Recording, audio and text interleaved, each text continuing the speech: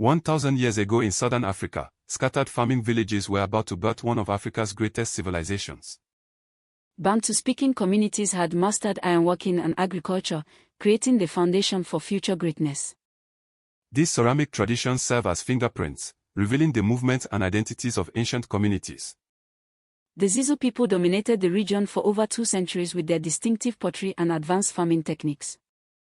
Around 1000 CE, the Leopards Copy people arrived from the south, bringing completely different pottery styles and cultural practices.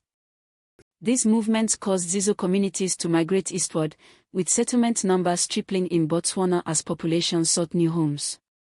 Both groups were sophisticated mixed farmers who mastered the combination of agriculture and cattle herding. Their settlements used advanced Polandoga construction techniques, creating permanent villages that could withstand seasonal rains. Archaeological evidence reveals diverse crops including sorghum, finger millet, and legumes, demonstrating sophisticated agricultural knowledge. Cattle herds provided milk, meat, and hides while serving as symbols of wealth and social status.